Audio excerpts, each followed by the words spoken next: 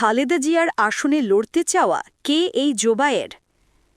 আসন্ন জাতীয় সংসদ সংবাদে ফেনী ১ আসনে জাতীয় নাগরিক পার্টি এনসিপির থেকে মনোনয়ন সংগ্রহ করেছে দলটির কেন্দ্রীয় কমিটির সদস্য এহসানুল মাহবুব জোবায়ের।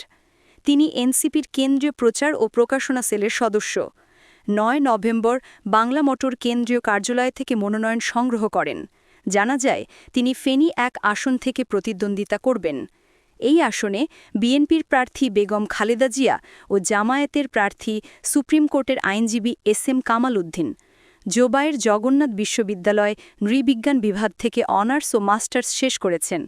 তিনি ফিনির আল জামেয়াতুল ফালাহিয়া কামিল মাদ্রাসা থেকে ২০১৪ সালে মাধ্যমিক ও ২০১৬ সালে উচ্চ মাধ্যমিক পাশ করেন। এর আগে জাতীয় নাগরিক কমিটির কেন্দ্রীয় সদস্য, জগন্নাথ বিশ্ববিদ্যালয় সাংবাদিক সমিতির সাধারণ সম্পাদক, জগন্নাথ বিশ্ববিদ্যালয়ের লিও ক্লাবের প্রতিষ্ঠাতা সভাপতি, ফেনী জেলার রেড ক্রিসেন্টের আজীবন সদস্য সহ জাতীয় ও আন্তর্জাতিক বিভিন্ন সেবামূলক সংগঠনে কাজ করেছেন। বর্তমানে জোবায়ের বাইং হাউস ব্যবসার সঙ্গে জড়িত। তার বাবা আমিনুল ইসলাম এবং মা রাশেদা আক্তার, তারা দুজনই শিক্ষকতা পেশার সঙ্গে যুক্ত।